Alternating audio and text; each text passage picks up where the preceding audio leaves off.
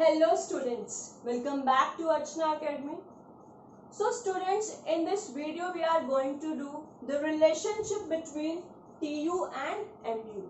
This is the continuation of the previous video in which we did the concept of utility, what is TU, what is MU, how we derive MU. Those who have not watched that video, go through that video first, only then you will be able to understand.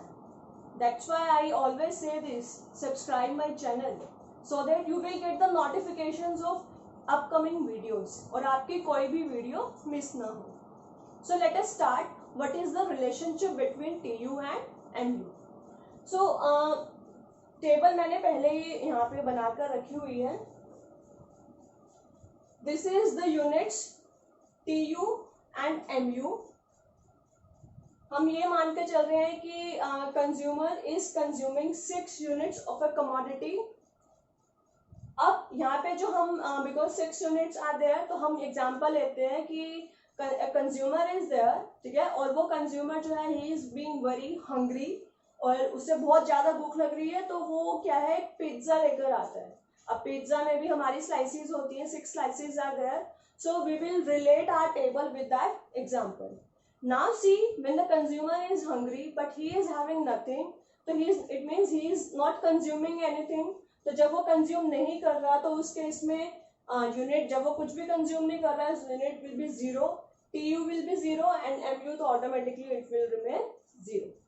Now first slice, because he is very hungry, first slice जैसे ही उसने consume करी, so in that case he is getting utility of 8, तो TU भी हमारा क्या हो जाएगा 8. सेकेंड को वो कंज्यूम कर रहा है बिकॉज क्योंकि हमने पहले ही देखा है कि वो बहुत ज्यादा हंग्री है, तो TU उसका प्रोग्रेसिव नेचर है, ठीक है, 14. थर्ड यूनिट वो स्लाइस वो कंज्यूम कर रहा है, TU फिर उसकी इंक्रीज हो जाएगी 14 to 18. अब यहाँ पे जब जैसे वो फोर्थ स्लाइस को उसने कंज्यूम किया, TU in that case will be 20. Now this is the point जब उसको मतलब ये होता है कि नहीं मैं इससे ज्यादा नहीं खा पाऊंगा. He is having some appetite, उसको थोड़ी बहुत भूख तो है, बट वो ये सोचता है कि नहीं मैं ज्यादा नहीं खा रहा, बट क्योंकि सामने पिज्जा है और आप वैसे ही मना नहीं कर सकते हैं उस चीज को. नाउ जैसे वो फिफ्थ स्लाइस कंज्यूम करता है, he is not getting any utility, ठीक है, उसको कोई यूटिलिटी मिल नहीं रही है उस केस में. जितनी उसको सेटिस्फेक्शन प्रीवियस स्लाइस से मिल रही थी, उसको सेम सेटिस्फेक्शन क्या है यहाँ पर मिल रही है. उस केस में उसके बाद जैसे ही वो नेक्स्ट स्लाइस को कंज्यूम करता है, बिकॉज उसकी जो हंगर जो थी दैट वाज कंप्लीटली सेटिस्फाइड, अब उसका वो ओवर ईटिंग वाला फेज जो है वो स्टार्ट हो गया. अब आपको पता है जब ओवर ईटिंग हो जाएगा तो क्या होता है, you will have that health problems, आपको वॉमिट और ये सब चीजें हो जाती हैं. तो उस चीज को रिलेट करते हुए हमने ये अज्यूम किया है कि जैसे ही वो 6th यूनिट को कंज्यूम करेगा तो उसको सेटिस्फेक्शन नहीं मिलेगी, ठीक है, उसको यूटिलिटी ना मिलके उसकी डिसयूटिलिटी जो है वो स्टार्ट हो जाएगी. और उस केस में अगर हम टोटल यूटिलिटी की बात करें तो वो भी हमारी क्या हो जाएगी, फॉल होना स्टार्ट हो जाएगी. फाइन. अब thing is how we find out MU. In the previous video we have already discussed कि हम MU कैसे फाइंड आउट करते हैं. एक बार फिर से यहाँ पे रिकैप कर लेते हैं उस चीज का. MU इस केस में सेम रहेगा. फर्स्ट यूनिट के केस में TU is 8, MU will remain same 14. Second unit में MU is 14 minus 8, 14 minus 8 6. Third case में 18 minus 14 it will 4. then 20 minus 18 it is 2. अब जब पॉइंट ऑफ सेटिस्फेक्शन उसका सेम है, चाहे वो मतलब उसको कोई भी सेटिस्फेक्शन उसके इंक्रीज नहीं हो रही है, यूटिलिटी कोई उसकी इंक्रीज नहीं हो रही है, सो उस केस में उस MU कितना हो जाएगा 0. अब जब हमारी ओवर ईटिंग हो गई, ठीक है, उसे यूटिलिटी ना मिलकर डिस यूटिलिटी मिल रही है, तो उस केस में MU भी आपका क्या हो जाएगा negative. So 18 minus 20 the answer will be -2. Fine. Now thing is related to the graph. अब हम इनको कर्व, इसको हम ग्राफिकल रिप्रेजेंटेशन कैसे करेंगे. So I have made this. अब इन दोनों ग्राफ्स को आपने मतलब you have to make it at one time. ऐसा नहीं होगा कि टोटल यूटिलिटी को आपने अलग बनाया है और एमयू के ग्राफ को आप अलग बना रहे हैं, नहीं। If you have to drive the relationship between these two, तो आपका जो ग्राफ जो है वो मतलब ऊपर आपका टीयू वाला होगा और नीचे एमयू होगा, ठीक है। सो फर्स्ट ग्राफ यहाँ पे ये this one is X axis, this one is Y, same for MU, ठीक है। दिस ऑन एक्स एक्सिस आपके यूनिट्स हैं and on Y axis it will be total utility और नीचे वाले में it will be MU. Now जब हम इन पॉइंट्स को जब हम अपने इस पे ड्रॉ करेंगे, सो वी विल फाइंड कि टी यू क्या है आपका इंक्रीजिंग है, ठीक है। We can see from these 8, 14 and then 18, तो टी यू हमारा क्या हो जाएगा, इंक्रीज हो जाएगा, ठीक है। सिमिलरली जब ये हमारा इंक्रीज हो रहा है, MU is falling down, MU क्या है हमारा, फॉलिंग है, पॉजिटिव तो है लेकिन क्या है हमारा ये फॉलिंग है, so MU it will fall down, fine. So this fourth and fifth unit TU will remain constant 20.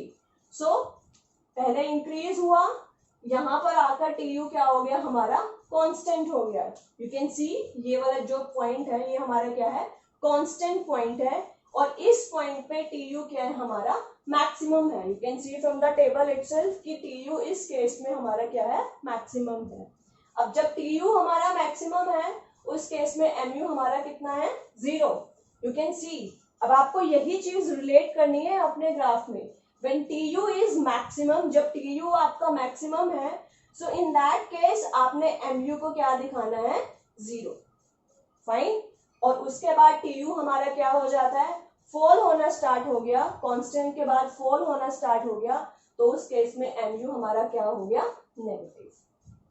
If you want to take screenshot you can take, table is there, TU, MU, TU increase हुआ, constant हुआ, then fall हुआ and MU हमारा ये first positive है, फिर उसके बाद जब ये मैक्सिमम हुआ MU इज 0 और जब इसका फॉल होना स्टार्ट हुआ, इन दैट केस MU हमारा क्या बन जाएगा, नेगेटिव बन जाएगा, फाइन। नाउ थिंग इज कि ये रिलेशनशिप हमें लिखना कैसे है। वैसे तो आपको प्रॉपर स्टेटमेंट में लिखना है, बट यहाँ पे मैं थोड़ा सा शॉर्ट में आपको बता देती हूँ रिलेशनशिप के पॉइंट्स। फर्स्ट पॉइंट में क्या लिखना है आपने, व्हेन TU इज इंक्रीजिंग, जब TU आपका क्या होता है, इंक्रीज हो रहा है, और इन दैट केस MU क्या है आपका, MU is positive but at diminishes rate.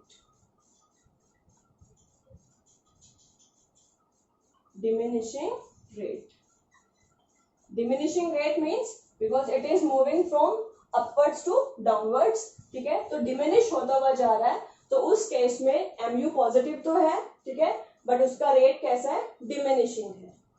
Second point क्या लिखना है आपने इसके रिलेशनशिप के regarding, TU is maximum, when TU is maximum MU कितना हो जाएगा हमारा, 0। आपको ये फिर से है कि आपको दिखाना है, ठीक है। और थर्ड पॉइंट में आपने क्या लिखना है, व्हेन TU डिक्रीजेस और you can say when it falls, जब TU आपका फॉल होना स्टार्ट हो जाता है तो उस केस में MU क्या हो जाएगा आपका, it will B negative, MU आपका क्या हो जाएगा, नेगेटिव हो जाएगा। सो दीज 3 पॉइंट, ये जो 3 पॉइंट हमने यहाँ पे लिखे हैं, TU increases, MU positive but diminishing rate, TU maximum, MU 0, and when TU falls, TU जब आपका total utility fall हो रहा है तो MU क्या हो जाएगा आपका, नेगेटिव हो जाएगा। तो these 3 points you have to write, आपको ये लिखने हैं। इनसे रिलेटेड आपको कई बार एग्जाम में डायरेक्ट क्वेश्चन भी आ जाता है कि derive the relationship between TU and MU। So अगर आपका ये लॉन्ग क्वेश्चन में आता है, so first you have to write the definition of TU and MU, then you have to write the schedule means you have to make the table, then you have to according to your table आपने वो graph बनाना है, ये वाला same graph you have to make, and then you have to write these, जो भी आपका conclusion है आपने इन कंक्लूजन में अपने इन 3 पॉइंट्स को लिखना है, ठीक है। अब समटाइम्स आपके जो क्योंकि अब शॉर्ट क्वेश्चंस भी स्टार्ट हो गए हैं हमारे एग्जामिनेशन पैटर्न के अकॉर्डिंग, तो आपका वो पूछ सकते हैं कि MU जो है वो उसका नेचर कैसा है. सो MU is the MU can be positive, it can be zero and it can be negative. MU आपका पॉजिटिव भी होता है, जीरो भी हो सकता है और ये हमारा नेगेटिव भी हो सकता है. But always keep in mind that TU जो टोटल यूटिलिटी है, it will never touch this x axis. ये कभी भी हमारी एक्स एक्सिस को टच नहीं करेगी.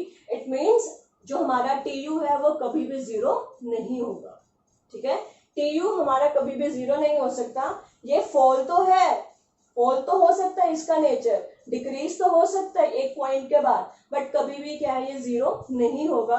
बट MU हमारा पॉजिटिव भी हो सकता है, जीरो भी हो सकता है और नेगेटिव भी हो सकता है. और 1 मार्क में ये भी पूछ सकते हैं कि MU जो है जब हमारा जीरो होगा at that point what will be the situation of TU. TU हमारा क्या होगा? So when MU is zero, so TU will be at its maximum point. और जो ये हमारा मैक्सिमम पॉइंट है, ये जब TU हमारा मैक्सिमम होता है, इस पॉइंट को हम क्या बोलते हैं? Point of सेटाइटी. सेटाइटी मीन्स इस पॉइंट पे कंज्यूमर को अपना मैक्सिमम सेटिस्फेक्शन मिल जाएगा. ठीक है, मैं यहाँ पे लिख दे देती हूँ. This is point of satiety. Point of satiety means when the consumer is getting maximum satisfaction. आपको यहाँ से पता भी लग रहा है क्योंकि ये इसका मैक्सिमम पॉइंट है, हाईएस्ट पॉइंट है. तो जब TU हमारा मैक्सिमम है, इस पॉइंट को हम पॉइंट ऑफ satiety भी बोलते हैं. I hope you have understood this relationship. If you find my video is fruitful to you, like it, share it as much as you can with your friends and subscribe my channel. Thank you very much.